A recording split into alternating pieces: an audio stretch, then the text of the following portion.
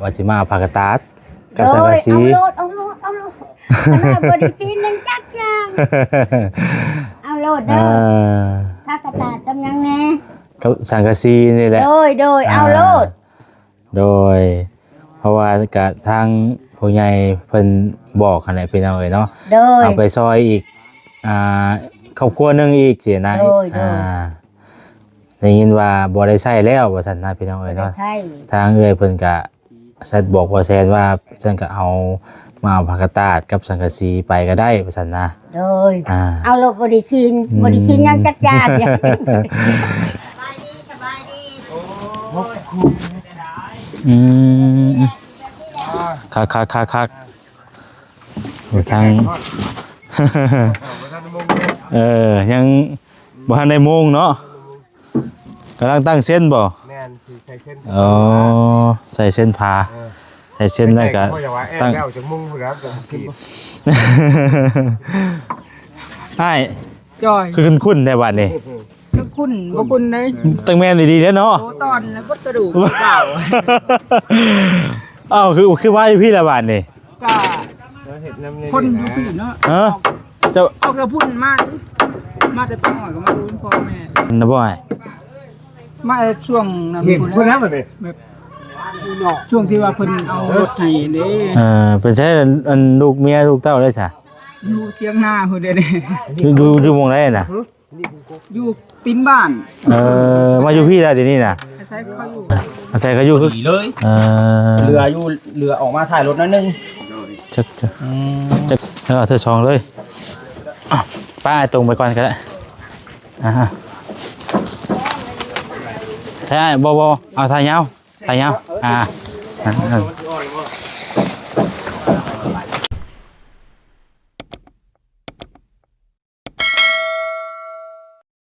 สบายดีไหมตู้สบายดีกันโดยเป็นจังไดน้อบ่ได้มาแต่โดนแหละอยู่ดีมีแห้งอยู่บ่โดยทำยังแต่นี่แล้ว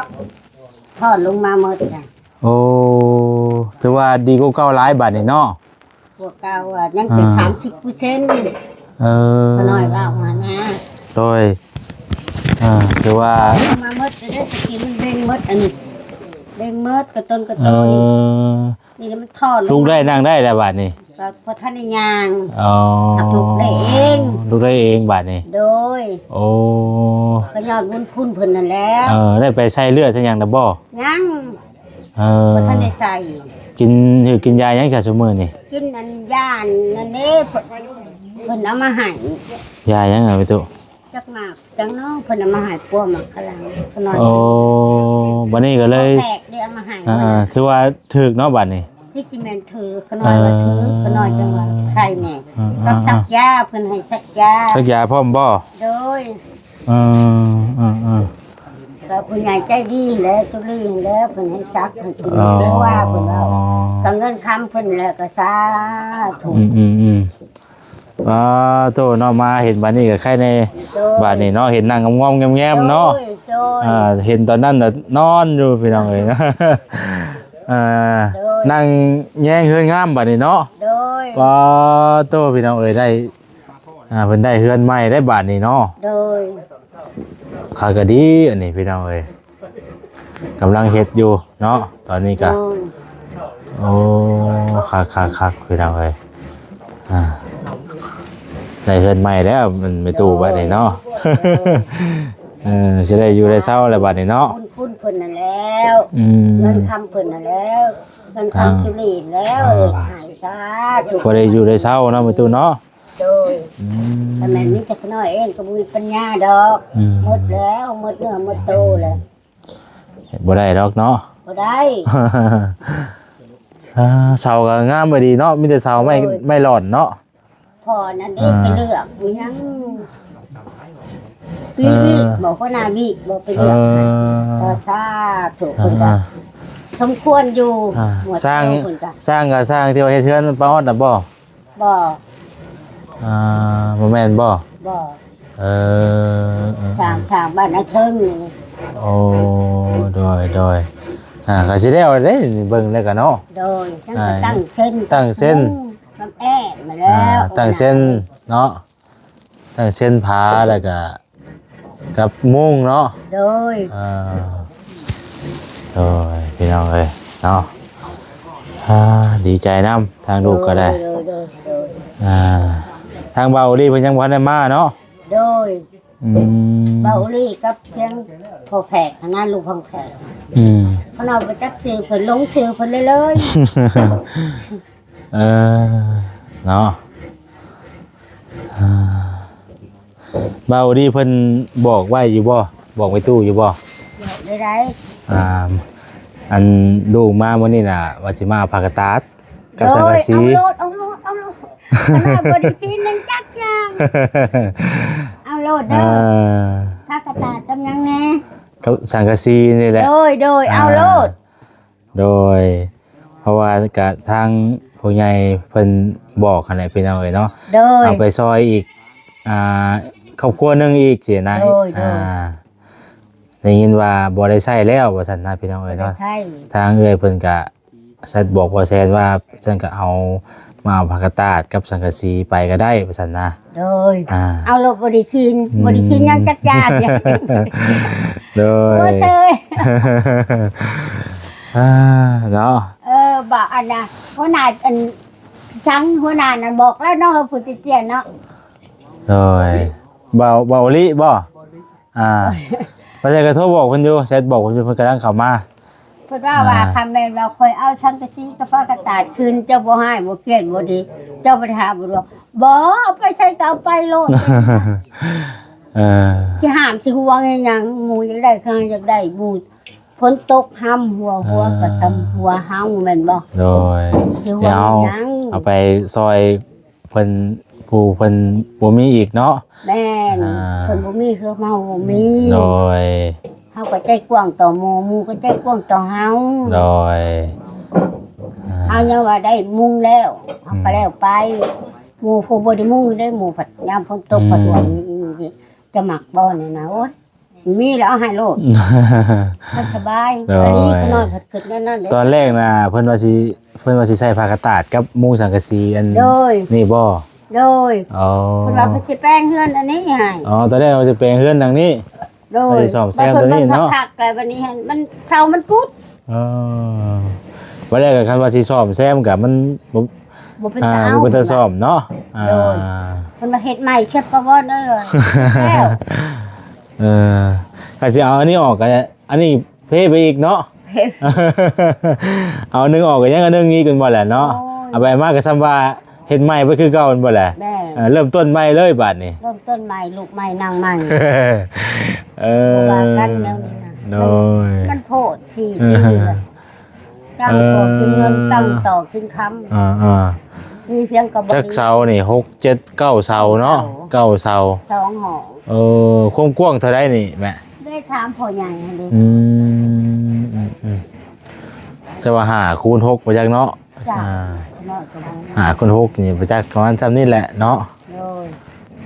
คักแล2ห้องพี่น้องเอ้ย2ห้อง4ห้องทั้งนอกทั้งใน โดย คักระบาดนี่พี่น้องเอ้ยบ่ได้อยู่ได้เซาก็ถือว่าดีกว่าเรือนดังเก่าหลายเท่าเนาะ โดยโอ้ยได้สำนี้ก็เป็นว่าทำใต้เกิดใหม่ทำพ่อกับแม่ คักแต่เนาะยังแน่เบิ่งเห็นคักอยู่บ่ ก็มัวๆ อยู่ได้เนาะ โดยมัวว่ะ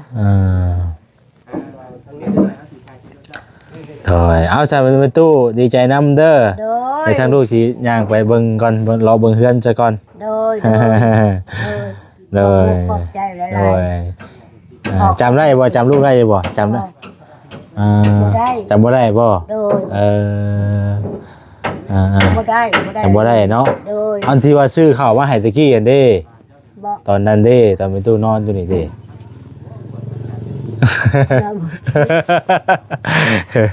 ่เจอดีมั้ย เด้อบ่เป็นหยังเนาะ โดยอันนี้ก็พอพังแผกนั่นซื้อมา เป็นหยังซื้อหยังน่ะ ซื้อเขาแต่จากเมื่อเนี่ยเขาซื้อมาสื่อสาร แต่โดนแล้วแหละดูมันมาตั้งแต่ช่วงยามฝนมันบ่จัก โดยบัดสบายก็มากินนี่พวสบายก็มากินนี่หลายคนได้มากินนี่สบายก็มาเลยได้ เพิ่นมาตะกี้เพิ่นไปไส ก สิไปนำผัวไปมันแล้วก็เคยแล้วคนละคนนั้นบ่ใส่ใจบ่เต็มก็สิจ้ะ โดย พวกคนลานก็แม่นว่าเพิ่นก็ให้บอกเพิ่นว่าคำลานมาแล้วให้บอกกินข้าวกินน้ำมาแรงวานนี่จับกันกับบ่วิจับดิบกันบ่วิเมื่อบ่ลิบ่รู้บ่วิเมื่อสบายผัดมาแล้วป้าว่าใช่ว่าเจ้าให้หมดให้จับเฮาใครจะให้จับเจงวะป้ายังเป็นป้าลุงยังเป็นลุงบ่ได้ให้จับให้ถูกอย่างนี้ใครแหน่ในสายข่าวว่าเฮากินเอาได้แกงมาได้ข้าวนี่ติดมา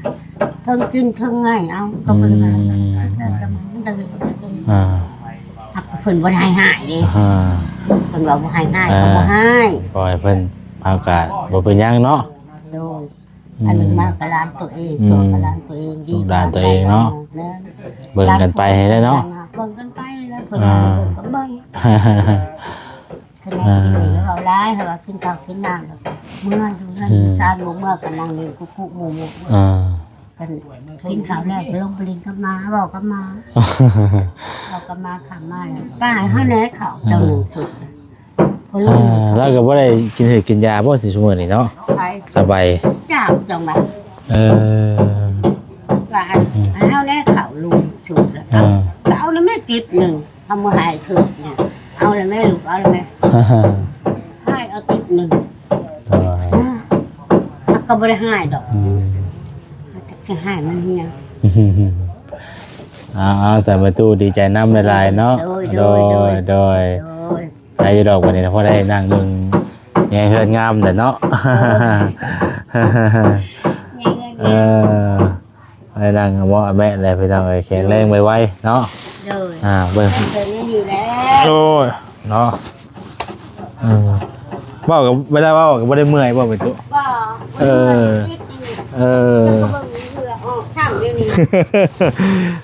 เนาะบ่วันนี้แข็งแรงหลายบาทนี่เนาะหน้าวันนี้เลยหน้ามันพอเข้าแขกเอามาให้เนาะดีได้ฉันเนาะอาหารใหม่มาต้มให้ดีกินไปเรื่อยๆเนาะกินเรื่อยๆกินถืออย่างนั้นแหละขมบ่หักมือ2 ตุ๊ก 3 ตุ๊กอันนี้แล้วหักคือว่าไข่แน่นะถือว่ากินตะกี้โอ้ยคำว่าแดดมันห่อนนิดนึงมันดีแล้วเนาะไปหน่อยเบิ่งขึ้นเบิ่งเทือนเพิ่นก่อนโอ้ได้เฮือนงามคักกะลีเนาะผู้กันไรโชว์ข้าวได้เนาะโธ่ตุ๊บตอนแต่เช้าคนนี้แล้วนี่เนาะคักกะลีโดยสบายดีเด้อโดยมาเบิ่งเฮือนงามก่อนเฮือนงามก่อนเนาะคักกะลีกว้างคักกะลีเนาะจังแมตคุณจังแมตนี่6 คูณ 6บ่มันทนเลย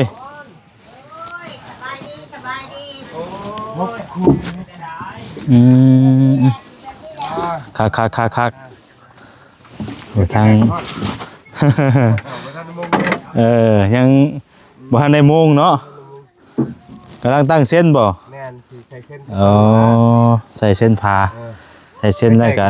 ตั้งแล้วจะมุ่งแล้วจะกีดจะบุกีดว่าแล้วก็เฮาเฮ็ดตัวในส่วนนี้แล้วก่อนบ่แม่นใส่เส้นแล้วก่อนใส่เส้นใส่อันนี้แล้วเบิดก่อนเนาะหาเอาผ้าต่างกันแล้วมุงถ่าก่อนเนาะพอได้ห่มได้เงาซะก่อนนะเอาผ้าต่างมาตัวนี้มันดูแข็งเด้เอ้าใช่จอยคือคุ้นๆในบัดนี้คุณบ่คุณได้ตั้งแม่นดีๆแล้วเนาะตอนแล้วก็กระดูกเปล่าอ้าวคือว่าพี่ละบาดนี่ก็คนดูพี่เนาะจะเอากระพุ่นมาแต่ป้าหน่อยก็มาดูพ่อแม่ให้พ่อแม่ให้น่ะอยู่ในบ้านเนี่ยมาตะลนนะบ่อยมาช่วงนั้นเห็นพุ่นแล้วบ่นี่ ช่วงที่ว่าเพิ่นเอารถให้เด้ เป็นใช้อันลูกเมียลูกเต้าได้ซะ อยู่เชียงนาเพิ่นเด้ อยู่หม่องใดน่ะ อยู่ตีนบ้าน มาอยู่พี่ได้เดี๋ยวนี้น่ะ อาศัยเขาอยู่ อาศัยเขาอยู่คือเก่าบ่ได้ไปอันอยู่สวนอ้อยได้เดี๋ยวนี้น่ะ บ่ได้ มาหาเฮ็ดเวียกนั่นนี่บัดนี้เนาะ หากินไปเลย ว้าวก็ดียังบ่ทันได้เบิ่งเด้ คือเก่าบ่า ทางไอ้จอยพี่น้องเนาะลูกชื่อหยังก่อนชื่อ เสื้อพัดทุ่งนี่ตั้งชื่อไว้ บ่ได้ไปหาเพิ่นแต่ล้นอะไรพี่น้องเอ้ย มาเฮ็ดเวียกอยู่นี่บัดนี้เนาะเป็นสร้างนะบัดนี้ เรียกว่าสร้างเฮ็ดท้ายพอได้กินได้ใช้ โดยเนี่ยบอกท่านเคยเห็นดอกมาเบิ่งเดี๋ยวว่ามีโอกาสได้เห็นของตัวเอง เฮาก็พอได้ฮู้ไปนำเนาะคิดไม่ ยามไหนแหละยังแนมหายังบ่เห็นอยู่ ขอเฮ็ดก็หาไปหน่อยเนาะไปเรื่อยๆได้เฮ็ดจังได๋ใช้คันใดขึ้นทางใดคันใด พูดละท่านเด็ดครับ เฮ็ดจักมื้อแล้วเฮ็ด มัน4 มื้อ 5 มื้อแล้วบ่ประมาณนี้ ถือว่าไวอยู่เนาะ 5 มื้อแล้ว เฮ็ดหาแล้ว กว้างๆพี่น้องเอ้ยเนาะ พอดีซั่น แบบพอดีอยู่เนาะ ก็ไม่มาก็มีแต่ไม่เหนื่อย ไม่คงเลื่อยโลดเนาะ ไม่ร้อย นั้นว่าเพื่อ เสาก็ร้อยบ่แพงเลยเนาะ ก็ร้อย กำลังตั้งสิตั้งกันวงกบเนาะตั้งวงกบ ใส่บอลแอมพานี่ละ ประตูจักปองสองบ่ตั้งยันเลยเนาะ แม่นเงียบกับ2 เยี่ยมกว่าซองพอดีงาม เป็น4 พอดีงามได้ครับเนี่ยติดตามเบิ่งเรื่อยๆนะพี่น้องเนาะบัดจะได้เป็นทรงแบบว่าเคินทรงอย่างนั้นพี่น้องมุ่งว่าสินะทรงทรงแม่ทรงโบราณโมยทรงโบราณแล้วจุยเนาะชุดลายก็เจ้าก็เฮ็ดทรงโบราณนะไปอึ๊บลงก้อนบาทนี้มาสร้างเพิ่นก็เฮ็ดเวียกอยู่นี่อยู่พี่น้องเนาะอึ๊บตัวคักกว้างตะลุมตะล่างก็โล่งคักดีประมาณนี้พี่น้องเอ้ยเนาะนี่ก็อันเป็นเครื่องเพิ่นก็ประมาณนี้พี่น้องเอ้ยเพิ่นก็บานเป็นนี่ผักกาดตาดเนาะผักกาดตาดนี่เขาจะเอาไปซอยพ่อที่ว่าอยู่ใกล้กับเฮือนสาวนวลนะพี่น้องเอ้ยเพราะให้เพิ่นหาเสาไว้ได้ทั้งนั้นกันเนาะผักกาดตาดไปกับสังกะสีนี้เนาะนี่กับเพิ่นสิใส่ไม้โซล่านี่เนาะไม้โซล่างามๆนี่เพิ่นใส่พี่น้องเอ้ยเป็นทางบ้านมาพี่น้องเอ้ยถอยรถไปถ่ายเพิ่นเนาะพี่น้องเนาะตอนนี้ก็ทั้งบ่เซนสิได้ถอยรถเข้ามาพี่น้องเนาะแล้วพี่น้องกะพอดีว่าทางจูลี่มาพี่น้องเนาะเพิ่นได้มาเอา ได้บ่เนาะ กระจาดกระสีเนาะไปเช็คซอยทั้งเพื่อนของทางพอดอนนะพี่น้องเลยเนาะพอดอน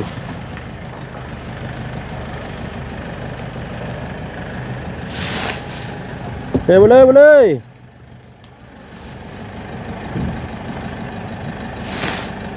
เดินหน้าไหม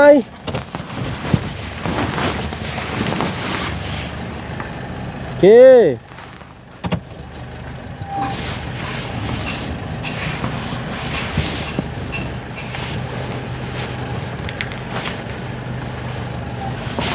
หักมาเลยบิดอยู่อีกมาเลยเห็นบ่ เดินหน้าแล้วก็โยกไหมเดินหน้าไปเอาหนึงแล้วก็โยก บ่ตกนี่บ่ บ่ตกเดินหน้าแล้วโยกมาไหมโอเคแล้วพอละยกมาเลยบาดนี้โอเคซื้อมาเลยเลยม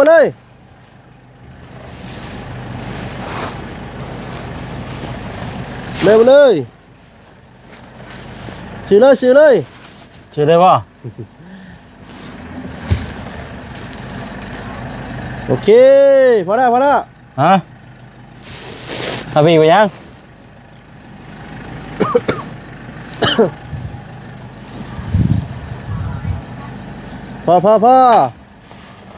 พอแล้วว่าเสียไหน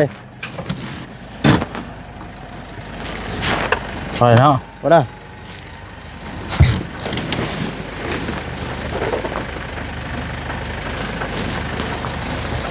ไปหน่อยเนาะบ้านของทางป่าวอนไปหน่อยเนาะการมีดีพี่น้อยเจ้าสาวบ่พี่น้อยเนาะสาวพวกใหญ่เลยบัดนี้พี่น้อยบ่มีฮักบัดนี้เนาะ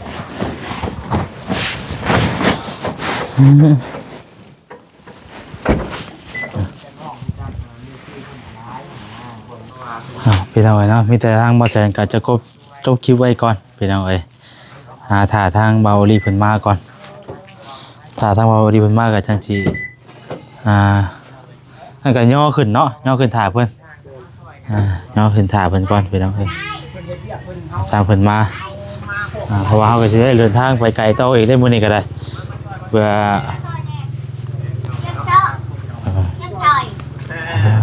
เอาเรือก่อนให้ลงมาซอยเป็นเด้อ โอ้ยมีหัวหัวใจบ่มีหมู โอ้ยมื้อนี้มาพวกบ่าวแซน โดยสบายดีบ่กับไผ โดยมาเอาสังกะสีกับปากกระจาดบ่ โดย โดย ย่อขึ้นถ่าแล้วเว้าดีเพิ่นก็ยังพันมาฮอดเนาะ โดยย่อขึ้นขา เลย เอาจักแผ่นล่ะบอกทางพ่อลุงเพิ่น17แผ่นว่ะ ตะกี้ว่าสิลงมาซอยเจ้าแล้วบัดนี้แม่ป้าว่าห้องทางพ่อลุงเพิ่นลงมาซอยก็เลยให้เพิ่นนับออกมาสังกะสี ตอนแรกนะว่าจะเอาสังกะสีนี่มุกเนาะ แม่นติเพราะว่าแต่ก่อนคือได้ยินเบาลีเพิ่นเว้าว่าทางผู้ใหญ่เพิ่นให้แบบบัวแปลงแบบซ่อมเพิ่นเก่านะ สอมแซมบ่ แม่นสอบแซมให้มันดีขึ้นแต่แล้วเพิ่นว่ามันไปสั่งก็มีแต่มันดอกมันหักแหละเลยเฮ็ดไหมบัดนี้ เอาตัวนี้ออกก็ยังอีกตัวนึงอีกเนาะ แม่น ดูว่าแล้วเฮือนเก่าเนาะเฮือนเก่า สภาพมันบ่ดีแล้วนะ เอาสังกะสีขึ้นแล้วก็จังเอาผักกาดตัดเนาะเทคไปเลยผู้ดีวิทย์จักบ่เนาะ เรือเรามันจะเข้าไปผู้ดีนะ พอดีเลยเรือออกมาถ่ายรถนั่นนึง จักแผ่นก็ฮอด17แต่บ่ นับ มันไปยังฮอดแล้วก็ได้พอดีคุ้งเลยเนาะ ปากกระจาดนี่เอาไปเบิดเลยบ่นี่ ผักกาดตัดนี่เอาขึ้นเบิ่งก่อนว่ามันสิใช้ได้จักแผ่น รวมเบิดนี่หลายแผ่นแน่นี่เนาะได้อยู่ดอก จะไปเอาไปต่อกันเลยเนาะสิย่อขึ้นรถถ่า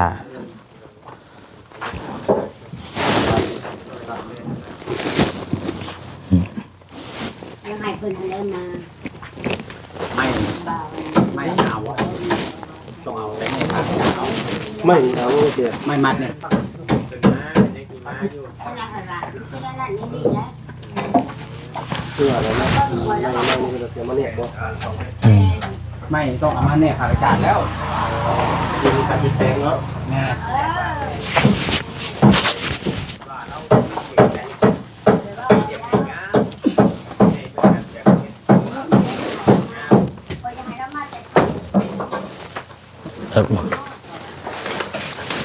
ยาวพอดีวิทย์เลยจังเนาะซื้ออยู่โรงเห็นมื้อนั้นเด้อยาวกับกว้างเติบได้มันจักแผ่นทางเบิดนี่ 17บ่ แกคือ18แกคือกันบ่ใช้เอาสิเลยบ่ไอ้ ตัดขึ้นให้ แล้วเธอชองเลยป้าตรงไปก่อนก็ได้ใช่บ่เอาทายยาว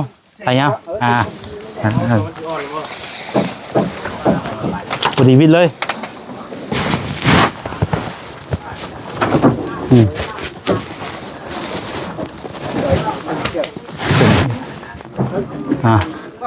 ผู้ดีวิทย์เลยเนาะ ตัวนั้นคือแสดงว่า โอ้มันขากระตาดมองๆกันนั่นได้ บ่คือกันเนาะ บ่คือกันหมายมันอันนั้นได้หมายมันถือกันว่าอันนี้ได้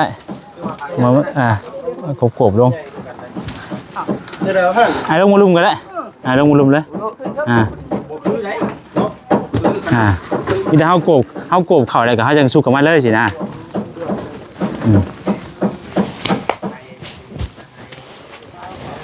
ไปเบิดบ่ แม่ใส่บอกเข้าไป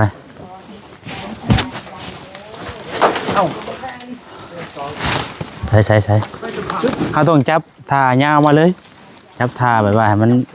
ต้องจับทางนั้น เขาต้องจับ กลางอ่ะอันนี้จะจับส่วนนั้นเลย จับบ่ได้ช่วงมันเนาะ ยังบ่ได้แล้วตรงนั้นยังบ่ลงแทนตัวลุ่มเนาะ ใช่มันตรงกันก็เขาจะเอาขึ้นบัดนี้ เป็นตัวลุ่มเลย นี่ดึงขึ้นมานี่นี่ เดี๋ยวไป ต้องให้มันเขาจับโกเขาในเลยเขาจังโอเคไปสิล่ะโอเคหมดนี่แหละมันก็สิเป๊ะโลดเห็นบ่เขาก็จังสุกลงบัด เลยเอามาให้เที่ยงกันโลด ได้แล้ว เอามาได้เอา 2 4 6 8 ทิปตัวนี้บ่ 10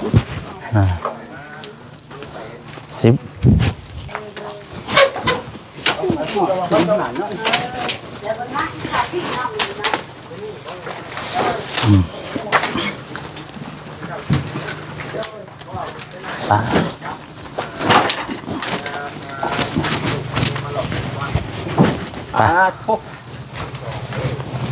มันพุ่ง โอเค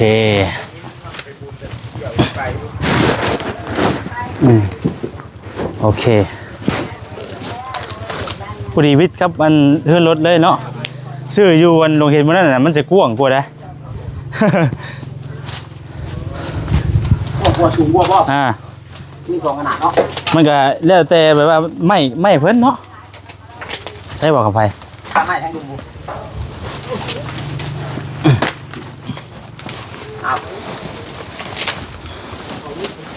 เอา จัดแต่มันซ้ำกันก่อนบ่ซ้ำเนาะตัวนี้เนาะ บ่ทำแต่ตัวนี้ใหญ่ลื่นนิดนึงแต่ตัวนี้ใหญ่ลื่น เนาะ มีหลายขนาดบ่ มันมี2ขนาด มีหลายขนาด ยาวลื่นใหญ่ลื่น แม่นบ่บ่ได้ส่งไว้ให้ไปหามช่อยบ่ สิเรียกอะไรได้ทางนี้ ขนาด ตรงยูนี่นะยังอยู่ของแพน ช่อยครับยังพอทันอยู่ได้ไปกันหลาย มาซ้ำรถเนาะโอ้ยคันฮู้ว่าสิแล้วตัวนั้นข่อยก็สิให้เจ้ามาย่อก่อนหรอกจับกันว่าสิดีทาง ใช่เด้นี่ ใช่แล้ว ทางเมื่อติดจักแทนบ่นับ เดี๋ยวนับเบิ่งกันแล้ว 17 7บ่18อีกคุณ เดี๋ยวนับเบิ่งกันแล้ว ลองนับเบิ่งไปทางนี้บ่หรือว่าจะได้ เขาทั้งทางจอยพวกเขาดิ หลายแพน2 4 6 8 10 12 จับดีเนาะ โอเค 18แพน 18บ่ 18ทำทั้งมวลไปกะ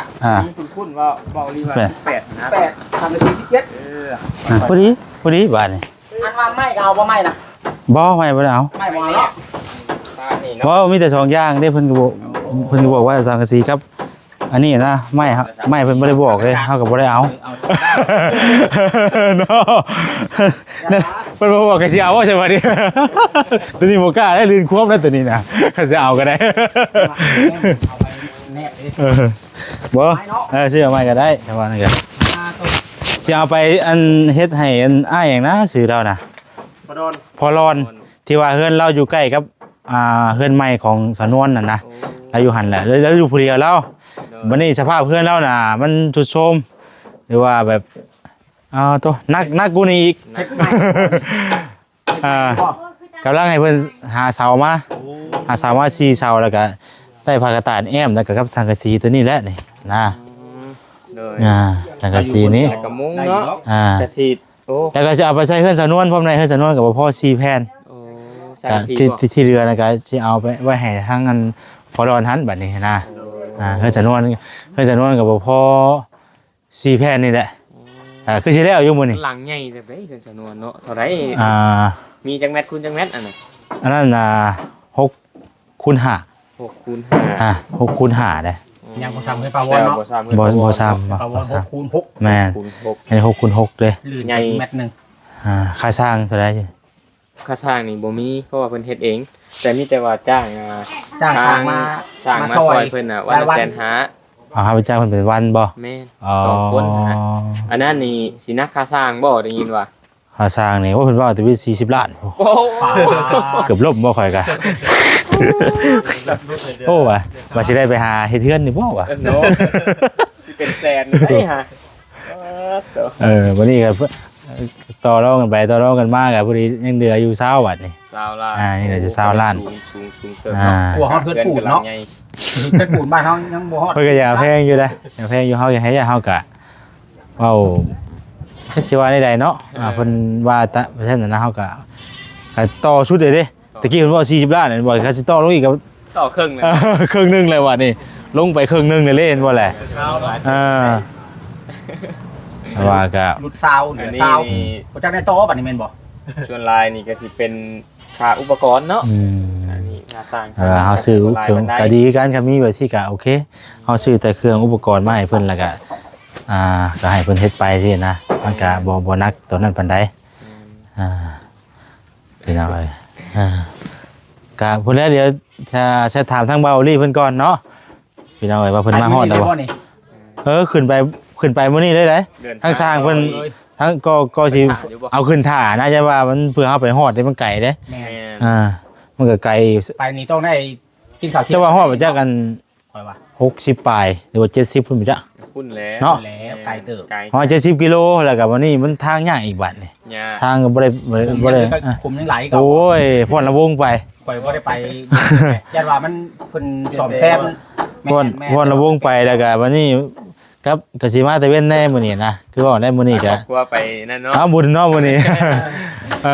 ว่าไทยห้างน่ะเพิ่นปิดมื้อใด มื้อนี้แล้วมื้อสุดท้ายเนาะ สุดท้ายบ่มึง สุดท้ายทำการอีกบ่ วันที่2 คือตรงกันแท้บ่ว่าไทยห้างกันได้ ถ้าที่ห้างพูดแล้วมือเพ่งพูดแล้ว คือมื้อปีนี้คือ สองคำ ไว้แท้ปีนี้เนาะ กับบ่ไหว เพิ่นมีงานบ่ว่าปีกายคือวันที่9พุ่นใด แม่นบ่ ที่8ที่9พุ่น มันอิงตามเดือน12เพ่งมือเดือน12เพ่งนั่น แต่จังหวะเดือนเนาะ แม่น แต่จังหวะเดือนมื้อนี้มันถึงจังหวะเดียวกันบ่ได้ปีกายบ่ได้ตรงกับบุญวันที่2ใด แม่น มันกับคนนั้นนี่มันพร้อมกันเลยนี่ แม่นปีนี้มัน จะกี่ไปทั้งในก้อนบาทนี่ ปี สิไปแม่นจะไปธาตุวัดว่าไป จะกี่ไปท่าจะกี่ไปบุญที่ชองบาทเอ้าอะไรก็อยากไปบาทนี่ไปเมื่อชองแล้วไปยังจะมาเลย งานอ่านยังทันอยู่เพราะว่ามื้อนี้ ยังมีต่อไปอีกอยู่ ก็ได้อัน12คำมื้อนี้เนาะขึ้น12คำเพราะว่า15พุ่นเด้ โอ้ยังถือว่ายัง มื้อนี้ก็ ว่าได้กะ จัง2-3มื้อนี่ พอดีแล้วฉันเนาะ เงินเบิดเป็นตื้อไปสินะ จะมาต้องห่วงก็ได้จะมาชิบได้ไปที่วะไม่ต้องเสียใจวะ ยังทันอยู่ ว่าได้กะว่าได้เอาเต็มที่ใช่ก่อน แม่นเอางานนี้ก่อนพักผ่อนจักมื้อนึงแหละมื้อถัดไปซ้ำงานนั้น ย่านบ่ได้ไปดอกข่อยงานทำเบิ่ง เขาเว้าคือว่าง านนี่ล่ะ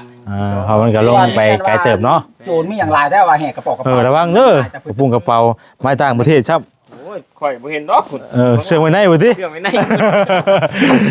เอาไว้ได้ขึ้นว่าโอ้หวยจะมีแล้วก็แหกมันก่อนแล้ว ท่องโซนที่ไปแต่เขาว่ากระเป๋าเห็ด ว่า เอ้ย เนาะสิเจ็บแล้วว่าสิบ่เจ็บอย่างนี้เดี๋ยวอยู่ เห็นแล้วเนาะ แหกคนดิบสิบ่เจ็บเราต้องโซนก็ดี ต้องโซนเลยเนาะ ไปใส่เนาะมีแต่นั่นแหละพี่น้อยมุกขอบใจทั้ง เดินทางต่อ ขอบใจทั้งอันทางจูลี่เนาะที่ว่าซื้อเนาะ โดย ทางจูลี่เพิ่นเดี๋ยวเพิ่นซื้อผ้ากระตุงกระต่ายแล้วก็สังกะสี สังกะสี ตอนแรกนะเพิ่นว่าสิเอาตัวนี้เนาะใส่แล้วว่าเปลี่ยนแผนใหม่ แม่มาซ่อมแซม ว่าสิซ่อมตัวนี้เนาะ แม่นแล้วบัดนี้เราคือทางเอียงมันกับปวกกินมัด แม่นแหละมันคือเฮาสอบทางเทิงดีว่าทางนี้มันสิคู่แหละบ่แหละมันก็บ่เป็นตาซ้อน นี่เนาะแต่ข้างล่างมัน แม่น ข้างล่างสิไปก่อนนะเพิ่นก็เลยตัดสินใจซื้ ซื้อเสาซื้อหยังล่ะ อ๋อ ยกไม้เลยซะเพิ่นว่านะ เห็นใหม่เลย แม่นไม้ก็มีแต่อันงามแล้วพุ่นน่ะไม้ได้แบบ ใครเรามาก็เห็นเรานั่งแย่งเฮือนงามอยู่บัดนี้เนาะ อากาศเราดีขึ้นหลายได้บ่ เอ แซ่ อแม่น ดีขึ้นหลาย กลัวเก่าตั้งหลายเท่าเลยแหละ เพราะว่าบ่แซนมาตอนนั้นไหนเรานอนอยู่เนาะตีนเราก็เบ่งแห้งมันว่าตอนนี้ถือว่า หลังจาก ดีขึ้นยาเจ้ามาใช่น่ะ ยาน่ะมาจากห้องหมอแน่แล้วก็มาแล้วต้มกินหมักไข่นอกไข่เน่าแน่นะ ใครมันหมักแค่ หมักไข่เน่าแบบว่ากินแบบดี เจ้าหมักเจ้านึกว่าบ่จิตเอาอยู่พุ่นบ่จัก หมักไข่เน่าคนท้องโซกินนี่ก็ท้องแวบ อันนั้นหมักอันที่ว่าอยู่เฮือนน้องกับเบยทีนี้ กินแล้วเนาะคือมาทำนี่บ่ บ่แล้วหมักไข่คือหมักไข่เฮานี่แล้ว คือม่วงไข่ กะจักสิว่าจังไดล่ะ โอ้ย คือได้ยินอยู่เนาะหมักไข่เน่าเนาะ ไข่เน่า หมักขึ้นขอพ่อกินน่ะนะนั่นแหละ ตากแดดกินได้